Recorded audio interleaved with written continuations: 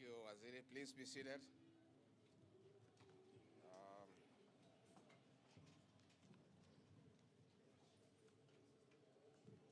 The Cabinet Secretary for Agriculture, Dr. Andrew Karanja, the Governor of this great county, His Excellency Sharif Nasil, the Governor of Taita Taveta County, our Member of Parliament for Jomvu, the National Chairperson of ASK, Annabella Kirinya, the Mombasa Branch Chair, members, other leaders, distinguished farmers and exhibitors, good afternoon. Before I begin my address today, let me take this opportunity to pass my deepest sympathies on the passing on of Mr. Hasmukh Patel, the founder of Mombasa Cement, who died last week after a short illness. Mr. Patel was a great individual and philanthropist who strived to help the underprivileged and ran several charity projects, including feeding programs in Mombasa, Kilifi, and Kwale that benefited hundreds of thousands in the three counties. Through his kind actions, he has taught us great humility, love, and service to humanity, irrespective of the socio-economic background. He built our nation and our humanity. On my own behalf and on behalf of my family, I pass my deepest sympathies to his immediate family, relatives, his staff, and the people of Mombasa County and Kenyans at large.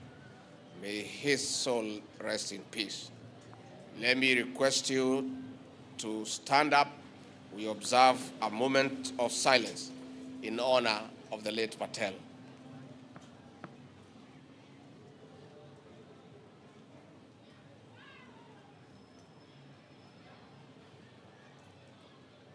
Thank you very much. Asanteni sana. I'm delighted to join you, farmers and other stakeholders in the agricultural sector, for the opening of this year's ASK Mombasa International Show on behalf of His Excellency President William Ruto, who is out of the country on official duty. This morning, I had a cup of tea, courtesy of the tea farmer. The tea had sugar, courtesy of the sugarcane farmer. The tea had milk, courtesy of the dairy farmer. The beverage was accompanied by some boiled green maize, courtesy of the maize farmer.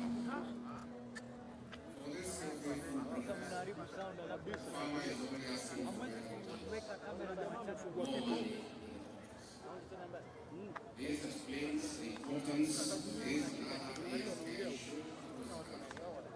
which the government has sustained for years, as trade fair platforms for training, networking, and showcasing innovations and best practices in crop and animal husbandry.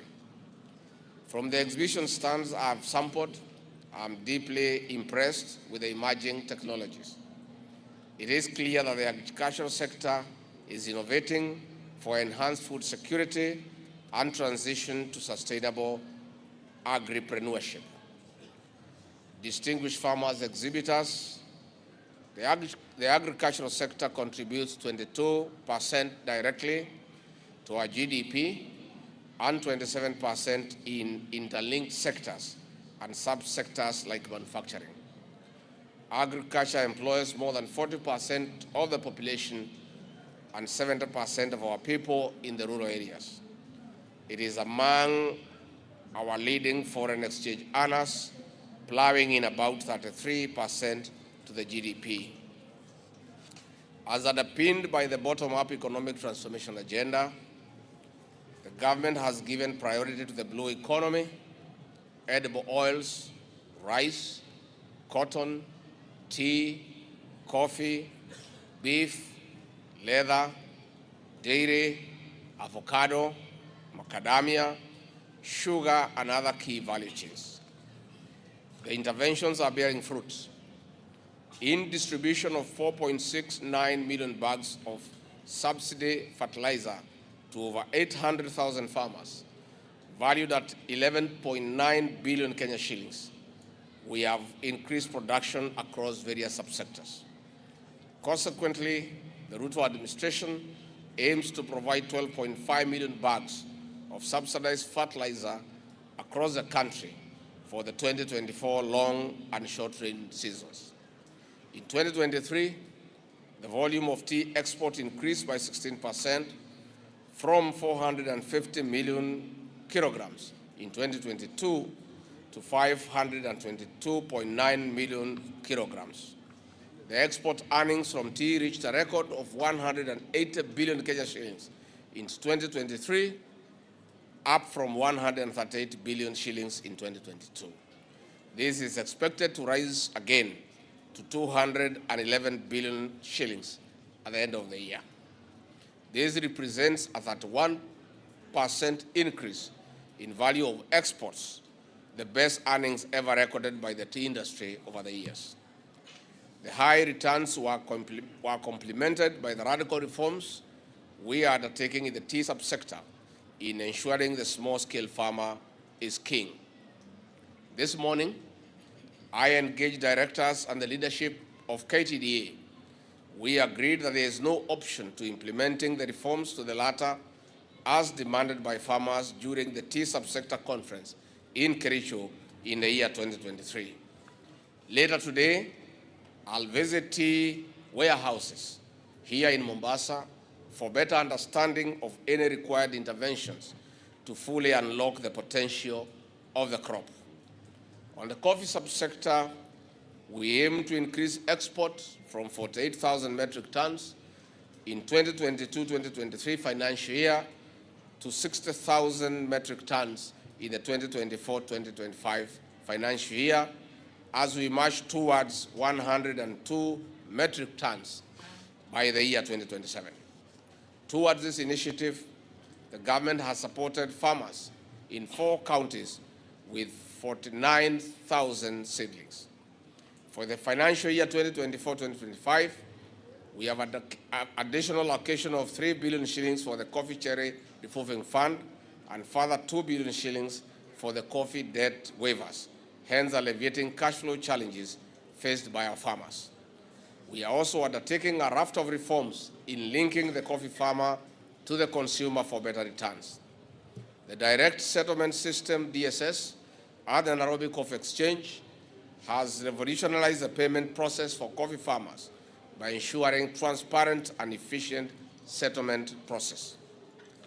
Regarding the European Union deforestation regulations, the government has mobilized ministries, state departments, and agencies to form an interministerial committee to fast-track compliance with the European Union market requirements. The government agencies have the requisite and sufficient data to set up a due diligence system. We have started the process of ensuring our coffee farmers comply by December 30th, 2024 deadline. In the livestock subsector, to improve hide and skin quality, 1,165 flayers in 163 slaughterhouses were trained and 1,195 flaying tools issued to them. In our quest for value addition, construction of the Kenya Leather Industrial Park is 85% complete. In addition, meat exports increased from 14,985 metric tons in 2022 to 16,281 metric tons in 2024 as a result of conquering new markets. On the daily value chain, milk sold in the formal market increased from 755 million liters in 2022 to 811 million liters in 2023. The price for milk increased from an average of 47.2 shillings per liter in 2022 to an average of 49.9 shillings per liter in 2023.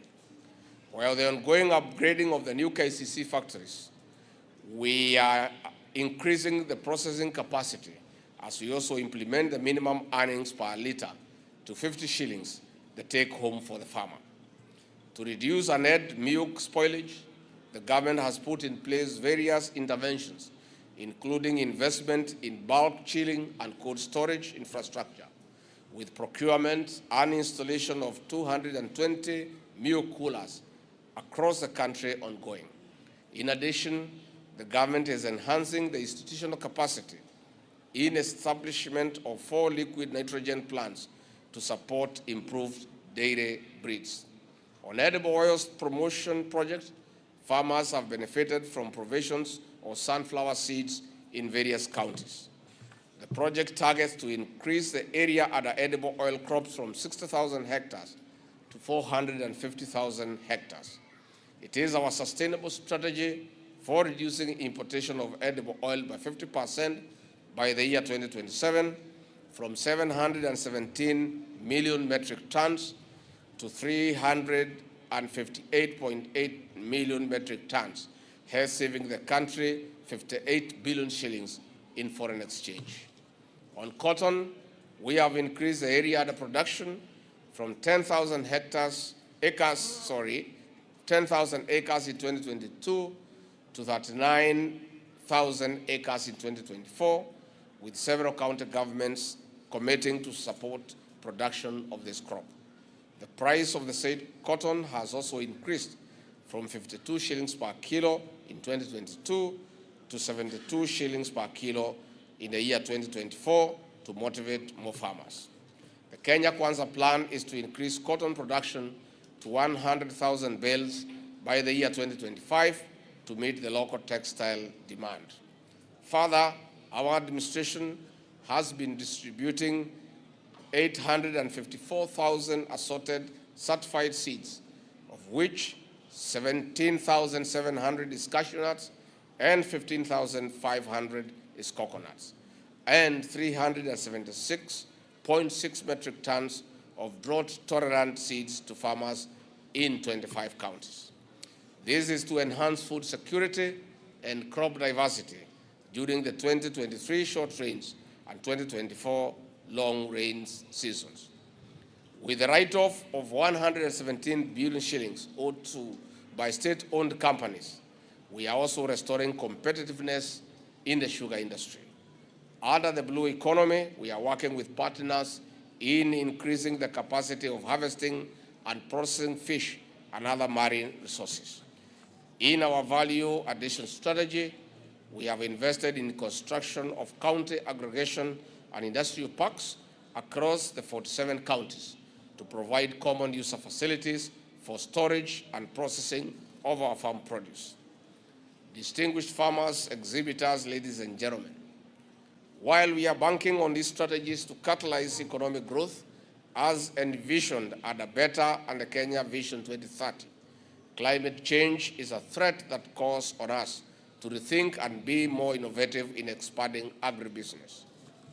For this reason, I wish to commend the Agricultural Society of Kenya team for the apt theme of this year's show, promoting climate-smart agriculture and trade initiatives for sustainable economic growth. We are compelled to devise and adopt climate-resilient technologies to surmount challenges in the production chain. The exhibitions here have presented the best innovations. We have identified potential nascent ideas for incubation and nurturing to maturity and industrial application for the benefit of our farmers. It is notable that learning institutions have been taking part in these ASK shows. We are involving our learners in providing solid solutions to food security now and into the future. In this regard, the government is strengthening 4K clubs across the country. We have trained 970 trainers of trainers, including 4K clubs, patrons, agricultural extension officers, and youth volunteers. Through this program, we have 1,870 registered 4K clubs with a membership of 115,000 people. These clubs provide a platform for young people to learn, collaborate, and innovate in agriculture, fostering a new generation of skilled agripreneurs. Additionally, we have supported 120 4K clubs and young farmers including the 3 schools in Mombasa County with equipment, certified seeds, assorted seeds, egg incubators, and other essential tools. Distinguished farmers, exhibitors, ladies and gentlemen, as we bank on innovation to promote agro-trade along the value chain, we also have a responsibility to look into national and county policy frameworks on ease of doing business. For instance, multiple taxes on a Kenyan farmer in transit counties hampers trade. Our counties need to harmonize tax laws to facilitate smooth inter-county trade if we have to put more money into the pocket of the farmer. On the other hand, with our counties being largely dependent on agriculture and exploitation of marine resources under the blue economy, creating linkages to profitable markets through farmer-focused technology will ensure produce reaches the market on time for real value. Distinguished guests, ladies and gentlemen, our administration is focused on increasing investments in the agriculture sector to spur growth and further lower food prices, increase incomes and employment creation, thus contributing to economic recovery. I once again commend the Agricultural Society of Kenya, Ministry of Agriculture and Livestock Development, the County Government of Mombasa, the farmers, exhibitors, and other stakeholders for a successful Mombasa show. Ladies and gentlemen, it is now my pleasure to declare the 2024 Mombasa International Show officially open. Asanteni sana. Ningetaka tu kuongeza tu jambo moja kuhusu wakulima wetu wa makadamia. Kwa sababu